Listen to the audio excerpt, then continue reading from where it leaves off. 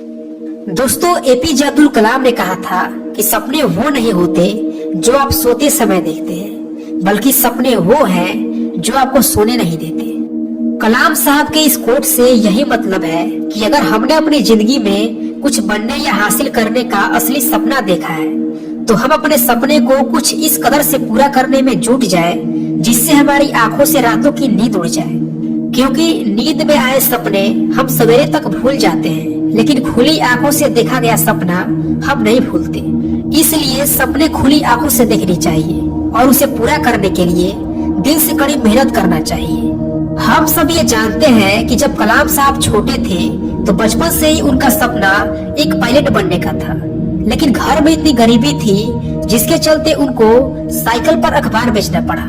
लेकिन उसके बावजूद भी उन्होंने कभी हिम्मत नहीं हारा और अपने मजबूत हौसले और पक्के विश्वास से अपने सपने को पूरा करने के लिए पूरी लगन से स्टडी करते थे।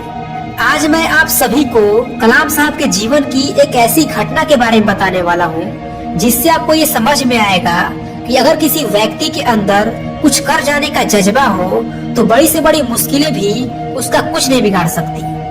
बात उस समय की है जब डॉक्टर कलाम MIT यानी मद्रास इंस्टीट्यूट ऑफ टेक्नोलॉजी में अपने 6 साथियों के साथ मिलकर एक फाइटर एयरक्राफ्ट की डिजाइन बनाने का काम कर रहे थे।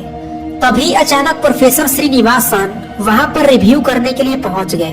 प्रोजेक्ट के डिजाइन और प्रोग्रेस को देखकर वे बहुत निराश हुए। उन्होंने कलाम से कहा कि कलाम, मैं तुम्हारे काम से बिल्कुल निराश हूँ, मुझे तुमसे एक बेहतर डिजाइन की अपेक्षा थी। कलाम ने कई सारे कारण बताए, लेकिन उन्होंने एक ना सुनी। फिर कलाम ने प्रोफेसर साहब से विनती की और कहा कि सर, मुझे सिर्फ 1 महीने का समय दीजिए, मुझे पूरा विश्वास है कि मैं इससे बेहतर डिजाइन बना लूंगा।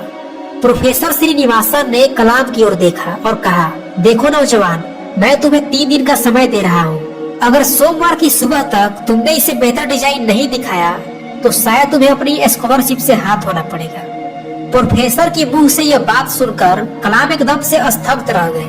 उनके सपने, उनका भविष्य सब स्कॉलरशिप पर टिके थे। परिवार के सदस्यों का चेहरा एक एक करके उनके जहन में आने लगा।